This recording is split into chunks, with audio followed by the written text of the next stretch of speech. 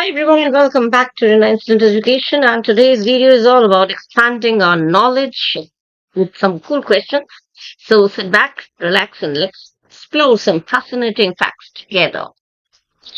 ऐसे क्वेश्चंस हम लोग सॉल्व करेंगे और शेयर करेंगे आपस में इनफैक्ट जो बहुत बहुत इंपॉर्टेंट है और हर कॉम्पिटिटिव एग्जाम्स में पूछे जाते हैं. ठीक है.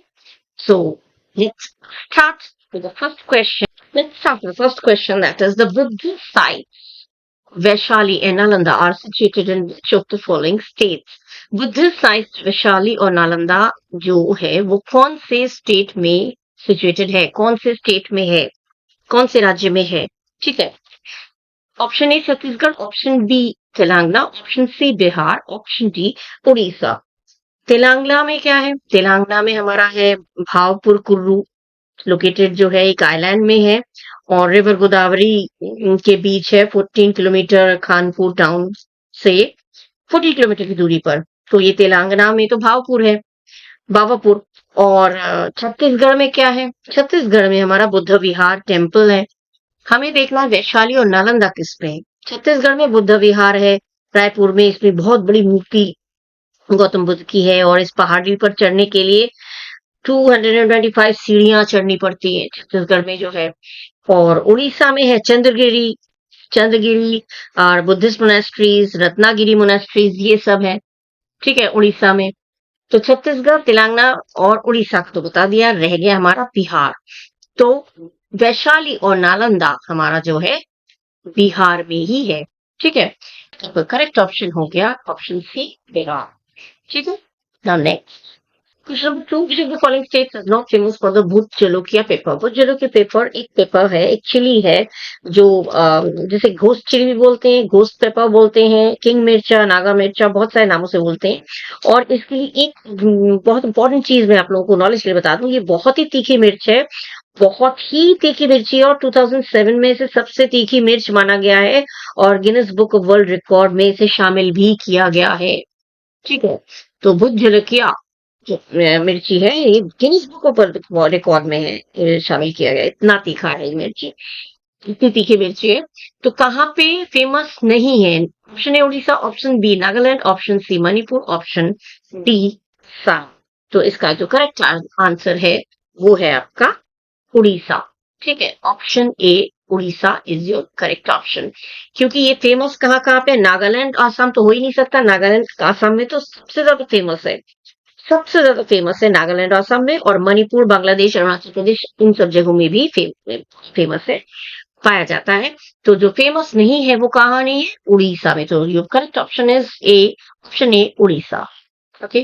Now the next one is question number 3. The concept of rule of law in Indian constitution is derived from which country? कौन से देश से ये रूल ऑफ लॉ, कौन से देश से लिया गया? जब कॉन्स्टिट्यूशन बना था तो कौन से देश से rule of law, rule of law में क्या था, क्या क्या आता है? देखिए, economic recovery, access to public services, safety and security, political recovery, ये सारे जो ऑप्शंस हैं ये सारे रूल ऑफ लॉ में शामिल थे. तो कौन से कंट्री से लिया गया है ये हमें देखना है. सबसे पहले यूनाइटेड स्टेट्स, ऑप्शन ए में दिया, यूनाइटेड स्टेट्स में से लिया गया था फेडरल लॉ. ठीक है. फ्रांस में से लिया गया था ideas of equality, liberty and fraternity, जो फंडामेंटल राइट्स है वो लिया गया था फ्रेंच कॉन्स्टिट्यूशन से. फ्रेंच कॉन्स्टिट्यूशन ये चीज ली गई थी जो फंडामेंटल राइट्स. ठीक है. और जो ऑप्शन डी में है जर्मनी, जर्मनी से क्या लिया गया था? Establishment of fundamental rights during emergency, emergency के टाइम पे जो फंडामेंटल राइट्स क्या क्या होते हैं वो शामिल किए गए थे यूनाइटेड किंगडम की कॉन्स्टिट्यूशन से. तो रूल ऑफ लॉ लिया गया था हमारा यूनाइटेड किंगडम से. ठीक है, यूनाइटेड किंगडम से लिया गया था. That means option C is your correct option. Okay. So next question number 4. Southset island is situated in which state of India? Southset island जो है वो कौन से स्टेट, इंडिया के कौन से स्टेट में है? Southset island, option A Maharashtra, option B Tamil Nadu, option C Andhra Pradesh and option D Kerala. तो साउथसेट आइलैंड के बारे में सिंपल है, ये कहाँ पे स्थित है? ये महाराष्ट्र में. ठीक है. केरला में पूवर आइलैंड है और आंध्र प्रदेश में होप आइलैंड है. देखिए, आंध्र प्रदेश में भी आइलैंड है होप केरला में पूवर आइलैंड है, कुरुवद्वीप आइलैंड है, ठीक है। और तमिलनाडु में पैम्बन आइलैंड है, आंध्र प्रदेश में होप आइलैंड है, ठीक है। तो सभी का बता दिया, ठीक है। केरला में पूवर आइलैंड, आंध्र प्रदेश में होप आइलैंड, हवानी आइलैंड ये भी था, और तमिलनाडु में पाम्बन आइलैंड, और जिसे रामेश्वरम आइलैंड भी बोला जाता है, ठीक है। तो हमारा रह गया सल्फिट आइलैंड किसे बोला जाता है, कहाँ पाया जाता है। सल्फिट आइलैंड के लिए आपका ऑप्शन हो गया, जो बच गया वो है महाराष्ट्र, ठीक है। तो ऑप्शन ए महाराष्ट्र में सिचुएटेड है सल्फिट आइलैंड। ये ध्यान रखिएगा, बहुत इंपॉर्टेंट क्वेश्चन है। महाराष्ट्र में कौन सा आइलैंड है, सल्फिट आइलैंड, ठीक है। So your option A is your correct option, Maharashtra. Now next, under which article of the Indian Constitution can national emergency be declared on the grounds of armed rebellion? जो armed force अगर rebel करें, विरोध करें, तो कौन से article में ये किया जा सकता है। देखिए article, option A article 352, option B article 356, option C article 360 and option D article 365। Article 356 में स्टेट इमरजेंसी, जब स्टेट में आर्टिकल 356 में क्या होता है, आर्टिकल 356 में जब स्टेट में इमरजेंसी लागू करनी हो, जब पता चले कि स्टेट में इमरजेंसी लागू करना है, तो प्रेसिडेंट स्टेट में इमरजेंसी लागू करता है, ठीक है। और आर्टिकल 360 में क्या है, ये आर्टिकल याद रखिएगा, ये बार बार घूम फिर के किसी और तरह से भी क्वेश्चन किए जा सकते हैं। आर्टिकल 360 में फाइनेंशियल इमरजेंसी, ये वो दूसरे क्वेश्चन के रूप में भी आ सकते हैं, इसलिए ध्यान से पढ़िएगा। आर्टिकल 360 फाइनेंशियल इमरजेंसी डिक्लेयर किया गया करने का पावर प्रेसिडेंट को देता है। और आर्टिकल 365 आपका है जब प्रेसिडेंट जब डिक्लेयर कर देता है इमरजेंसी, और उसके बावजूद भी जब फेल हो जाते हैं, उसको वो स्टेट फॉलो नहीं कर पाता है, तो वहां पे प्रेसिडेंट रूल कर दिया जाता है। आर्टिकल 365 अंडर में प्रेसिडेंट रूल कर दिया जाता है। अब बच गया हमारा आर्टिकल 352। आर्टिकल 352 में क्या है, जब युद्ध होता है या बाहर से कोई हमला होता है या कोई आर्म्ड रिवोल्ट माने मिलिट्री रिवोल्ट होता है, कहीं से विरोध होता है, या सिक्योरिटी इंडिया की सिक्योरिटी का खतरा होता है, या इंडिया के किसी पोर्शन के, इंडिया के किसी हिस्से में अगर सिक्योरिटी का, सुरक्षा का खतरा होता है, तो प्रेसिडेंट ऐसे में क्या करता है, आर्टिकल 352 के अंतर्गत नेशनल इमरजेंसी लगा देता है, पूरे देश में इमरजेंसी, ठीक है। 1952 पूरे देश में इमरजेंसी लगाता है, 1956 में स्टेट में इमरजेंसी लगाने का पावर रखता है प्रेसिडेंट, और आर्टिकल 360 में फाइनेंशियल इमरजेंसी लगाने का पावर है प्रेसिडेंट के पास, और आर्टिकल 365 में जब अगर इमरजेंसी लगा दिया फिर भी अगर नहीं हो पाता है, मतलब किसी स्टेट में अगर फॉलो नहीं कर पा रहे हैं तो वहां पे प्रेसिडेंट रूल हो जाता है। ये हो गया आपका, तो आपका करेक्ट ऑप्शन हो गया आर्टिकल 352, ठीक है, option A. Now next, question 6. Which 18th century Indian freedom fighter is known as the Tiger of Mysore for resistance against British rule? Option A Hyder Ali, option B Tipu Sultan, option C Nana Sahib, option D Tatya Tope। अच्छा, इसमें सबको पता है, ये आप लोग पहले भी पढ़ चुके होंगे, टाइगर ऑफ मैसूर किसको बोला जाता है। हैदर अली टीपू सुल्तान के पिता थे, ठीक है। इसमें मेन जो है वो है टीपू सुल्तान, नाना साहब भी नहीं थे, तात्या टोपे भी नहीं थे, और हैदर अली भी नहीं थे। इसको अच्छा, टाइगर ऑफ मैसूर बोला क्यों जाता है, ये ध्यान रखिएगा। टाइगर ऑफ मैसूर इनको टाइगर ऑफ मैसूर इसलिए बोला जाता है क्योंकि ब्रिटिश ईस्ट इंडिया कंपनी के खिलाफ इन्होंने बहुत बहादुरी से लड़ाई की थी। ब्रिटिश ईस्ट इंडिया कंपनी के विरोध में इन्होंने बहुत बहादुरी से लड़ाई किया था, ब्रेवली इन्होंने फाइट किया था, और इसीलिए इनको मैसूर का शेर कहा जाता है, ठीक है। अंग्रेजों के खिलाफ बहुत सारे वैसे युद्ध लड़े इन्होंने, और काफी बुद्धिमान शासक माने जाते थे। और इनका पूरा नाम है सुल्तान फतेह अली खान साहब, पूरा नाम है इनका, ठीक है। तो ये टीपू सुल्तान को बोला जाता है टाइगर ऑफ मैसूर। क्यों बोला जाता है वो मैंने बता दिया। ये आपका ऑप्शन बी हो गया, option Tipu Sultan. Now next. Question 7. Who was the only Indian ruler who had direct contact with Alexander the Great?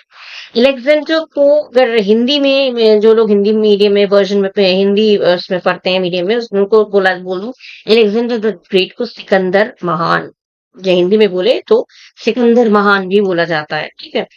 तो राजा पोरस जो थे, किंग पोरस जो थे, इन्होंने सिकंदर को माने अलेक्जेंडर द ग्रेट को उन्होंने कड़ी टक्कर दी थी और इन्होंने बहुत बहादुरी से लड़ाई की थी। हालांकि ये हार गए थे, लेकिन फिर भी इनको अलेक्जेंडर द ग्रेट क्यों बोला जाता है, ये एक सोचने वाली बात है। अलेक्जेंडर द ग्रेट इसलिए बोला जाता है क्योंकि जब ये युद्ध हुआ था, मैंने जो लोग हिस्ट्री लिखे हैं जिन्होंने उन्होंने बताया कि सिकंदर माने जो अलेक्जेंडर जो थे, अलेक्जेंडर द ग्रेट जो थे और राजा पोरस जो थे, किंग पोरस, इनमें कोई एक नदी के बीच में हाइडेस्पिस झेलम नदी जिसे और चेनाब नदी, इनके झेलम नदी और चेनाब नदी के बीच में कोई युद्ध क्षेत्र हुआ था। उनके बीच में कुछ इन नदियों के बीच के क्षेत्र में युद्ध हुआ था और पोरस को गिरफ्तार भी कर लिया था। पोरस हार गए थे, हालांकि अलेक्जेंडर जीत गए थे, लेकिन अलेक्जेंडर के जीतने के बाद भी वो उनको नुकसान बहुत हुआ था। बहुत अच्छी लगती कहानियां सुनने में और ये कहानियों में ही कहीं ना कहीं कुछ क्वेश्चंस बन के आ जाते हैं। अलेक्जेंडर हार गए थे। अलेक्जेंडर हार जाने के बाद जब पोरस को उन्होंने कैद किया तो उन्होंने बोला कि तुम बताओ तुम्हारे साथ किस तरह से बर्ताव किया जाए। तो उस समय पोरस ने कहा था जैसा एक राजा दूसरे राजा के साथ करता है, ऐसे इन्होंने पोरस ने जवाब दिया था, डरे नहीं। उन्होंने इस तरह से अलेक्जेंडर द ग्रेट यानी सिकंदर महान को जवाब दिया और इससे वो बहुत हैरान रह गए और उन्होंने पोरस को छोड़ दिया, उससे दोस्ती कर ली। ये था कहानी इसके पीछे, ये बहुत इंपॉर्टेंट है। ये किसने बोला था, कभी कभी क्वेश्चन करके आ जाता है कि बर्ताव किस तरह से किया जाए, पूछा है तो किसने पूछा, किसको पूछा सकता है। तो पोरस नहीं बोला था। तो एकमात्र इंडियन रूलर जो थे वो पोरस, ठीक है। पोरस जो थे जिनका अलेक्जेंडर ग्रेट के साथ डायरेक्ट कॉन्टेक्ट था, ठीक है। चंद्रगुप्त मौर्य, बिंदुसारा, अशोका, इनके बारे में। बिंदुसारा कौन थे? अच्छा, बिंदुसारा जो थे वो पिता थे, बिंदुसारा के पिता थे चंद्रगुप्त मौर्य और जो बिंदुसारा की पैदाइश हुई थी पाटलिपुत्र में और बिंदुसारा के जो पुत्र थे वो अशोका थे। बिंदुसारा के फादर थे चंद्रगुप्त मौर्य जो कि फाउंडर ऑफ मौर्यन एम्पायर का कहलाते हैं और बिंदुसारा के जो सन थे वो था अशोका, ठीक है। इसीलिए ये दोनों में कितना कनेक्शन है देखिए, ठीक है। तो बिंदुसारा भी नहीं हुआ ऑप्शन। बिंदुसारा के फादर थे चंद्रगुप्त मौर्य, बेटे थे अशोका, पोरस बिल्कुल ही अलग है। बिंदुसारा तो थे ही नहीं और तो का डायरेक्ट कॉन्टेक्ट में हो गया अलेक्जेंडर द ग्रेट। तो ऑप्शन ए हो गया, पोरस का करेक्ट ऑप्शन हो गया। Next, the Battle of Van was decisive in establishing British dominance over which colonial power? कौन से पावर, कॉलोनियल पावर, कौन से ब्रिटिश पावर के अंडर में ये हुआ था? बैटल ऑफ वांडीवॉश हुआ था जनवरी 22 1760 में। जनवरी 22 1760 में फ्रेंच और ब्रिटिश के बीच में हुआ था ये वांडीवॉश, बैटल ऑफ वांडीवॉश। और इसमें जो कौन से लेफ्टिनेंट जनरल इस समय थे? सर आयरी कूटे, ठीक है। सर आयरी कूटे इन जनरल, लेफ्टिनेंट जनरल के अंडर में ये बैटल लड़ी गई थी। तो ये इसका आंसर आपका कौन सा हुआ? Portuguese, Dutch, French, Spanish. इसमें खुद ही सोच के देखिए इसमें आंसर कौन सा हो सकता है। बैटल ऑफ वांडीवॉश जैसे मैंने बताया फ्रेंच और ब्रिटिश के बीच में होता है, तो इसका आंसर क्या होगा? फ्रेंच, ठीक है। क्योंकि फ्रेंच और ब्रिटिश के बीच में हुआ था तो ये डिसिसिव जो उसका रिजल्ट जो आया था वो किसके उसमें आया था, फेवर में, वो हो गया फ्रेंच। तो आपका ऑप्शन सी हो गया correct option. Now next, the Ilbert controversy during Lord Ripon's tenure revolved around what issue? ये सर एल्बर्ट जो थे इनके साथ कंट्रोवर्सी क्या थी? इनके माने किस चीज को लेके इनमें इनका पूरा नाम था सीपी एल्बर्ट। इनमें एक बिल पास करना चाहा था, उसके इसका काफी लोगों ने 1883 में, ये एल्बर्ट है देखिए, Ilbert Ilbert bill controversy, sir Courtenay Ilbert Ilbert थे। इन्होंने क्या पास किया था? इन्होंने एक बिल पास किया था। इन्होंने ये बोला था 1883 में कि जो रेशियल डिस्क्रिमिनेशन होता है जुडिशियल में, न्याय के संबंध में जो भेदभाव होता है, जात पात का जो भेदभाव होता है, उसको कम कर दिया जाए। तो इंडिया के जो यूरोपियन थे और ब्रिटेन के जो ब्रिटिश थे, दोनों ने इस विधेयक यानी बिल, इस बिल का अपोज किया था, विरोध किया था। ठीक है। तो उन्होंने ये बिल लास्ट तक पास भी नहीं हुआ। ये विधेयक पास नहीं हुआ था। ठीक है। इंडिया के यूरोपियन जो थे वो भी नाखुश थे और ब्रिटेन के जो ब्रिटिश थे वो भी नाखुश थे, क्योंकि इसमें उन्होंने ये बताया था कि जुडिशियल में रेशियल डिस्क्रिमिनेशन जो है, जातीय भेदभाव, न्याय के संबंध में, जब न्यायिक कोर्ट में, मतलब दोनों लोगों में डिस्क्रिमिनेशन नहीं होना चाहिए, जात पात का भेदभाव नहीं होना चाहिए। ये बात उन्होंने रखी थी, जो बात सबको पसंद नहीं आई। ठीक है। तो ये कंट्रोवर्सी थी हालांकि। तो ये इसका करेक्ट ऑप्शन आपका कौन सा होगा वो मैं बता दूं। ये तो मैंने कहानी बता दी इसलिए कि आपको याद रहे। इसका करेक्ट ऑप्शन होगा ऑप्शन ए, इंडियन जजेस ट्राइंग यूरोपियन डिफेंडेंट। ठीक है। ये आपका हो गया करेक्ट ऑप्शन, यानी कि option A is your correct option. Now next, which of the following ancient Indian dynasties was known for its matrilineal system of succession? Matrilineal मतलब जो माता की तरफ, पिता की तरफ matrilineal, और माता की तरफ जो मम्मी की तरफ से जो आता है, जो वंश जो मम्मी की तरफ से, कहते हैं ना मम्मी की तरफ के रिश्तेदार, पापा की तरफ के रिश्तेदार, वो उससे तो मम्मी की तरफ से जो है, वैसे तो राजा का बेटा राजा का बेटा होता है, लेकिन यहाँ पे सक्सेशन जो था वो मम्मी की तरफ से था। वो कौन था? वो थे सतवाहना। सतवाहना जो थे ये मेट्रीलिनियल सिस्टम थे। बाकी लोग मेट्रीलियन नहीं थे। यही एक थे जो माता की तरफ से, मदर की तरफ से ये इनका सक्सेशन था, माने अनुयायी थे ये। तो आपको ऑप्शन ए हो गया आपका करेक्ट ऑप्शन। नेक्स्ट है, which article of the Indian constitution provide special status to the state of Jammu Kashmir, now abrogated. ये आपको हो चुका है जम्मू कश्मीर में। हाँ, ये जो कौन सा आर्टिकल है जो वो किया गया था? इसका ऑप्शन ए है article 360, option B article 367, option C article 370, option D article 372। Article 360 में फाइनेंशियल इमरजेंसी डिक्लेयर किया गया था प्रेसिडेंट के द्वारा, पहले बता चुकी हूँ। और आर्टिकल 367 में इंडिया को ये बताया, मैंने India would not make laws in Jammu Kashmir, कुछ सब्जेक्ट्स में जैसे डिफेंस हो गया, कम्युनिकेशन हो गया, या फॉरेन अफेयर्स में इंडिया में जो रूल्स चलते हैं, जो डिसीजन लेते हैं, वो जम्मू कश्मीर में वो रूल्स नहीं चलेंगे। जम्मू कश्मीर के मामले में जो कानून बनेंगे वो इंडिया नहीं लेगा।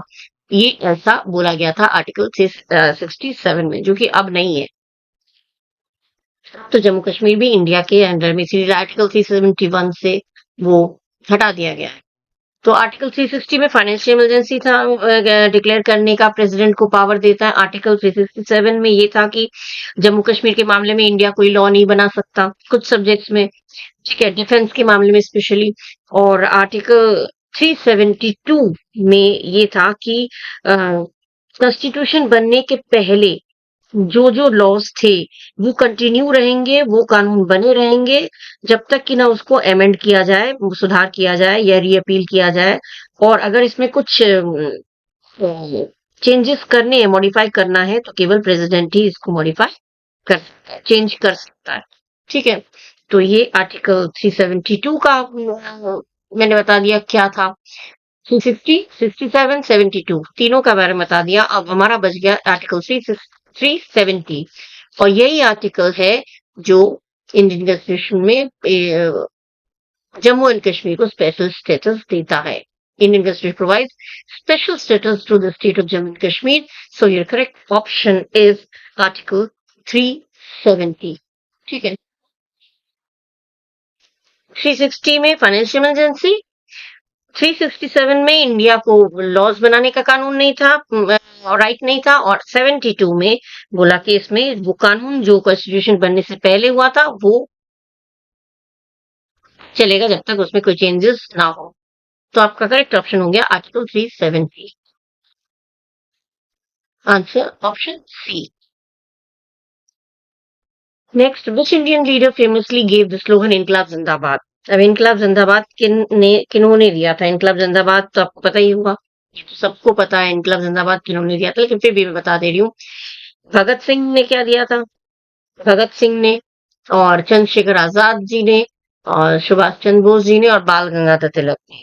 चंद्रशेखर आजाद का तो दुश्मन की गोलियां का सामना करेंगे ये उन्होंने बोला था, आजाद हैं आजाद रहेंगे, चंद्रशेखर आजाद ने ये बोला था। और सुभाष चंद्र बोस का वही था, तुम मुझे खून दो हम तुम्हें आजादी देंगे, ठीक है, give me blood I will give you freedom. और बाल गंगाधर तिलक का था, Swaraj is my birth right, ठीक है। तो बाल गंगाधर तिलक का हो गया, चंद्रशेखर आजाद, ये सुभाष चंद्र बोस का हो गया, और चंद्रशेखर आजाद का हो गया, ठीक है। अब बच गए भगत सिंह, यानी कि इनकलाब जिंदाबाद का नारा जो दिया था, स्लोगन जो दिया था, वो भगत सिंह ने दिया था। फेमस है, सबको मालूम है, ठीक है। चंद्रशेखर आजाद तो बहुत ही बहादुर थे, सब बहादुर तो सभी थे, इनफैक्ट दुश्मन की गोलियों का सामना करेंगे, आजाद हैं आजाद रहेंगे, उनका नाम आजाद था तो आजाद रहेंगे। सुभाष चंद्र बोस तो गिव मी ब्लड, मुझे खून दो मैं तुम्हें आजादी दूंगा।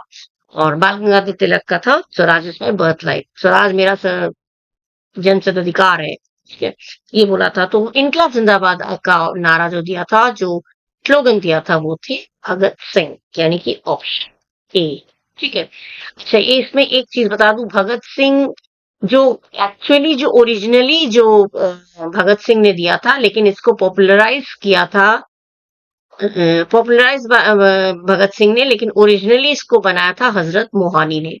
ओरिजिनली इस नारे को, इस स्लोगन को तैयार किया था, क्रिएट किया था, कॉइन बने तैयार किया था, मेन इन्होंने डेवलप जो किया था, जो तैयार किया था शुरुआत, वो थे हजरत मोहानी, लेकिन इसको प्रसिद्ध किया था भगत सिंह ने।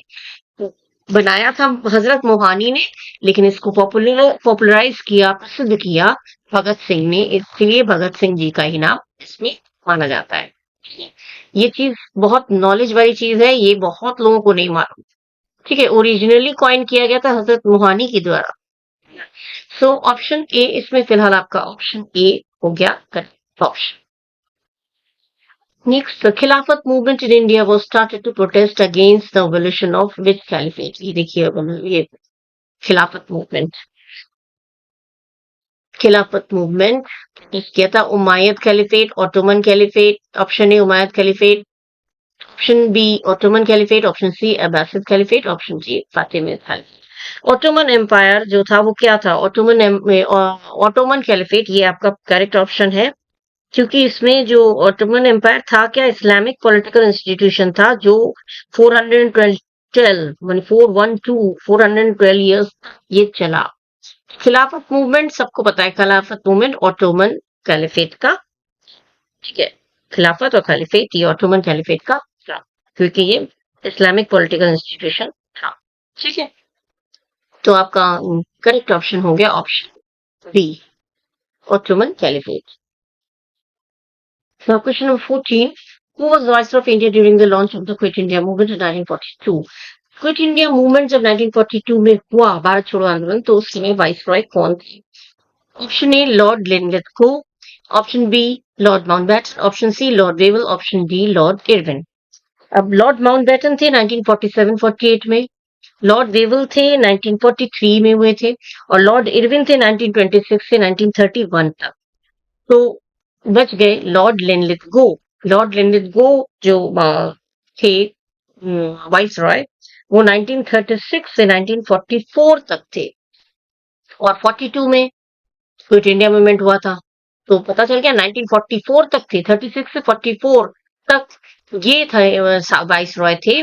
तो और क्विट इंडिया मूवमेंट हुआ था 42 में, मतलब उस समय वाइस रॉय कौन थे? उस समय आपका वाइस रॉय जो थे वो थे लॉर्ड लिनलिथगो। सबसे and this 8 years period was the longest reign as viceroy of India, मतलब इंडिया के वाइसरॉय के हिसाब से सबसे लंबे वाइसरॉय ये थे। और ये भी बताओ, during this period parts of the government of India act 1935 came into force in 1937। मैंने यहाँ पे इन्हीं के पीरियड में गवर्नमेंट ऑफ इंडिया में एक्ट 1935 का जो एक्ट था वो 1937 में जाके लागू हुआ। तो जो भी है, लिनलित गो, तो आपका ध्यान रखिएगा, लिनलित गो कब से कब तक थे? 36 से 1936 से 1944 तक थे, और 1942 में क्विट इंडिया मूवमेंट हुआ। दैट मीन्स समय कौन थे? उस समय लॉर्ड लिनलित गो थे। तो option A is your correct option.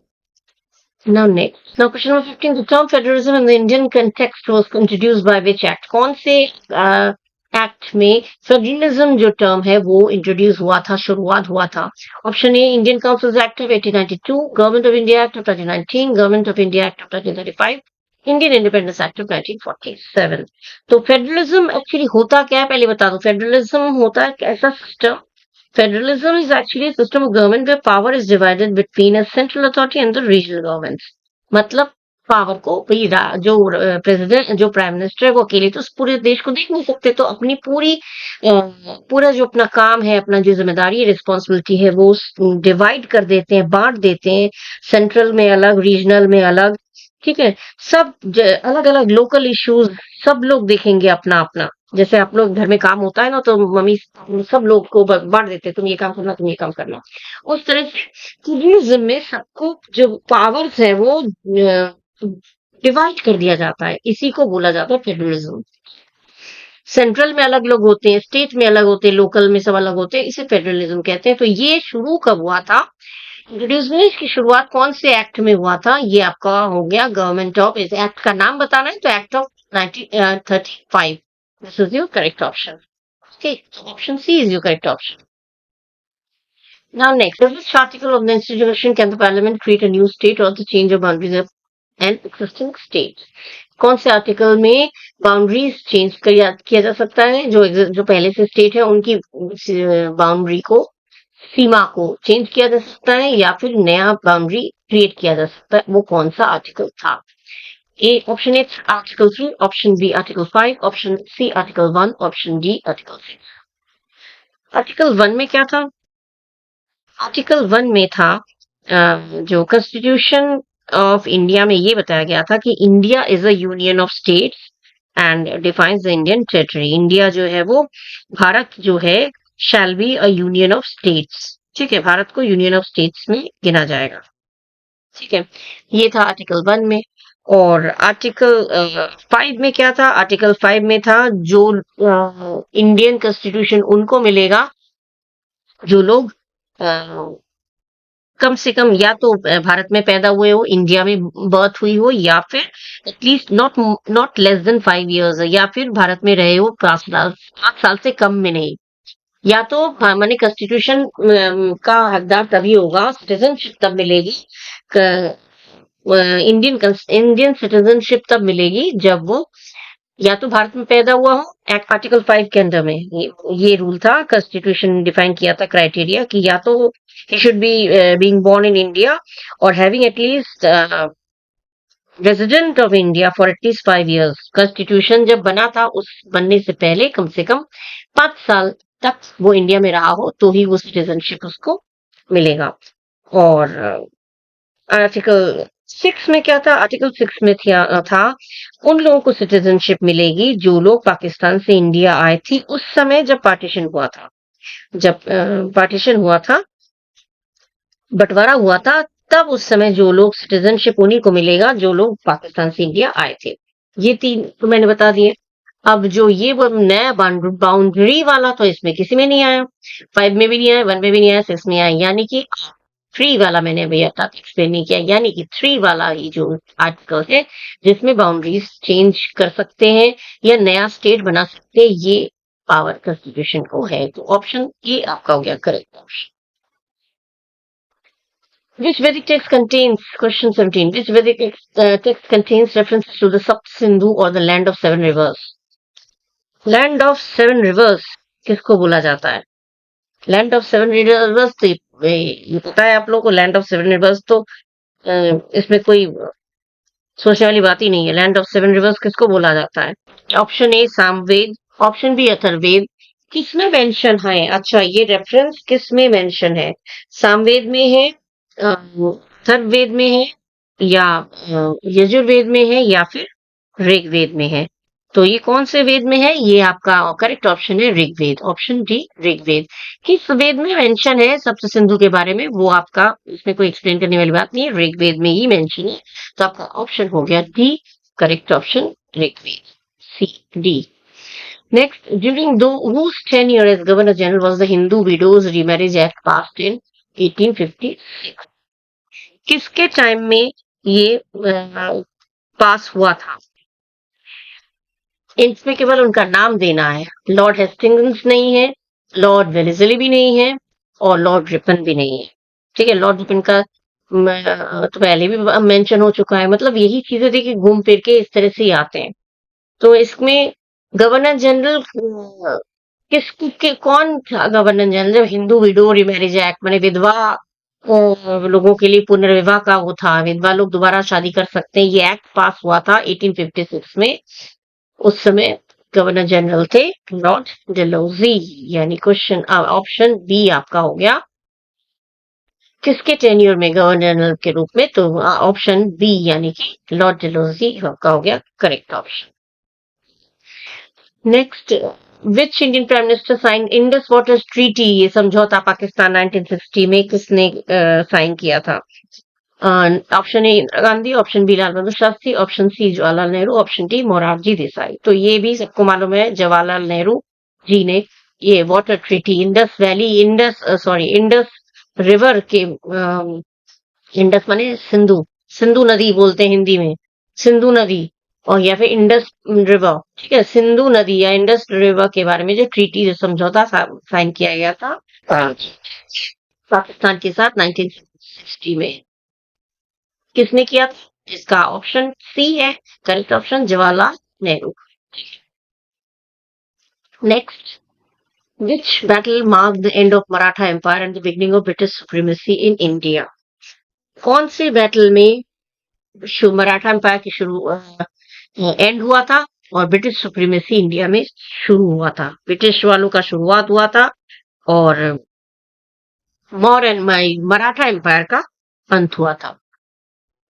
इसमें केवल आपको वही बताना है, battle of Plassey, option A battle of Plassey, option B battle of Panipat, option C battle of Buxar, option D third Anglo Maratha war.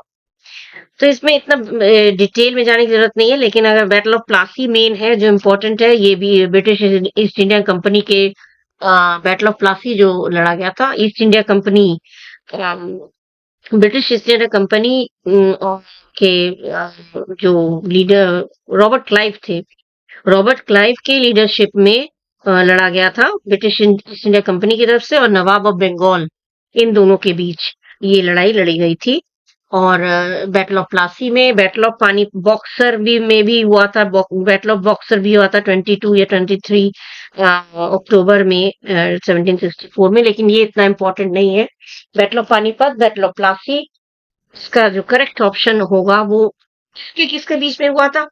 ये करेक्ट ऑप्शन आपका हो जाएगा एंग्लो मराठा वॉर। मैंने कौन से युद्ध के बाद मराठा एम्पायर खत्म हुआ और ब्रिटिश वालों का सुप्रीमेसी, ब्रिटिश वालों का उदय हुआ, तो वो युद्ध कौन सा था? वो युद्ध था third Anglo Maratha war. Maratha ध्यान रखिएगा, Maratha empire Anglo Maratha war, English और मराठा, ब्रिटिश और मराठा के बीच में हुआ था, तो ये एंग्लो मराठा वॉर आपका हो गया correct option. Now next, who proposed the concept of Viceroy's Executive Council with Indian members first implemented in 1909? Morley Minto reforms के बारे में थोड़ा सा बता दूं। Morley Minto reforms were a set of constitutional changes to British India 1909। 1909 में जो reforms बने तो सुधार, इसको दूसरा नाम अगर रखें तो इंडियन काउंसिल्स एक्ट ऑफ 1909 भी बोला जाता है। ठीक है, इंडियन काउंसिल्स एक्ट ऑफ 1909, ठीक है, ये इस नाम से भी जाना जाता है। तो मॉर्ली मिंटो रिफॉर्म्स क्या है? कॉन्स्टिट्यूशनल चेंजेस हैं जो ब्रिटिश इंडिया में किया गया था, जो कि ब्रिटिश पार्लियामेंट में जो कुछ कानून जो कॉन्स्टिट्यूशन में बनाए गए थे उनको चेंज किया गया था, पार्लियामेंट उसमें चेंजेस की गई थी। मेन फीचर्स इलेक्शन से संबंधित और जो सब अलग अलग इलेक्टोरेट्स से संबंधित या लेजिस्लेटिव काउंसिल्स, बहुत सारी इसमें डिटेल में पूरा पढ़ने की जरूरत नहीं है, लेकिन लेजिस्लेटिव काउंसिल्स के संबंध में, एग्जीक्यूटिव के संबंध में, सब चीजों के बारे में इसमें डिस्कस किया गया था। तो मेन जो है आपको कॉन्सेप्ट जो है बताना है किसने किया था, इसका आंसर है मोहल्ले Minto reforms. That means option A is your correct option. Next is who among the following was the first acting vice president of India. Acting vice president, ये ध्यान रखिएगा, प्रेसिडेंट आए तो वीवी गिरी और वाइस प्रेसिडेंट आए तो बीडी जत्ती, में बिल्कुल कंफ्यूज मत होइएगा, ठीक है। बीडी जत्ती और बीडी जत्ती और वीवी गिरी में कंफ्यूज मत होइएगा। वीवी गिरी थे फर्स्ट एक्टिंग प्रेसिडेंट, ठीक है, और बीडी जत्ती थे फर्स्ट एक्टिंग वाइस प्रेसिडेंट, और जाकिर हुसैन थे थर्ड प्रेसिडेंट ऑफ इंडिया, और के आर नारायणन थे नाइन्थ प्रेसिडेंट ऑफ इंडिया। इसमें पूछा क्या गया है, फर्स्ट एक्टिंग वाइस प्रेसिडेंट, तो फर्स्ट एक्टिंग वाइस प्रेसिडेंट हो गए बीडी जत्ती। प्रेसिडेंट पूछा जाएगा तो बीबी गिरी, वाइस प्रेसिडेंट पूछा जाएगा फर्स्ट एक्टिंग वाइस प्रेसिडेंट तो बीडी जत्ती, ठीक है। और इनका जाकिर हुसैन पूछा जाए तो थर्ड प्रेसिडेंट ऑफ इंडिया पूछा जाए तो जाकिर हुसैन, और नाइन्थ प्रेसिडेंट है के आर नारायणन। तो इसको करेक्ट ऑप्शन आपका हो गया option B. Now which historical event led to the introduction of permanent settlement system by the British in Bengal? इसमें कौन सा हिस्टोरिकल इवेंट, कौन सा ऐतिहासिक घटना से permanent settlement system British Bengal में ब्रिटिश के द्वारा हुआ था? परमानेंट एकदम सेटल सिस्टम कहाँ पे हुआ था? इसमें बैटल ऑफ बक्सर, इसका करेक्ट ऑप्शन है battle of Buxar. Buxar, battle of Plassey तो ब्रिटिश ईस्ट इंडिया कंपनी पहले ही बोला मैंने उसकी हुआ था। बैटल ऑफ बक्सर आपका है करेक्ट ऑप्शन। अगर पूछा जाए ब्रिटिश के द्वारा जो परमानेंट सेटलमेंट सिस्टम की शुरुआत हुई थी हिस्टोरिकल में, वो कौन सा बैटल था? बैटल का नाम बताना है, simple, battle of Buxar is your correct option, option B.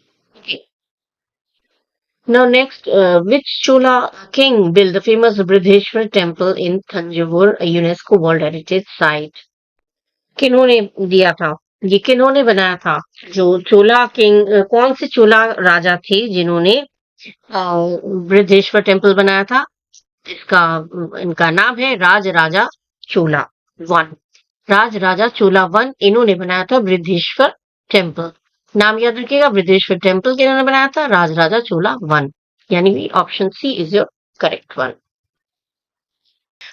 Which ancient ruler sent his emissary Megasthenes to the court of Alexander the Great successors? कौन से ancient शासक ऐसे पुराने ऐसे रूलर थे, शासक थे जिन्होंने अपने एमिसरी को, अपने मैंने डिप्लोमेटिक रिप्रेजेंटेटिव को, अपने दूत को, जिनका नाम था मेगास्थनीज, उनको भेजा था अलेक्जेंडर द ग्रेट के सक्सेसर के पास?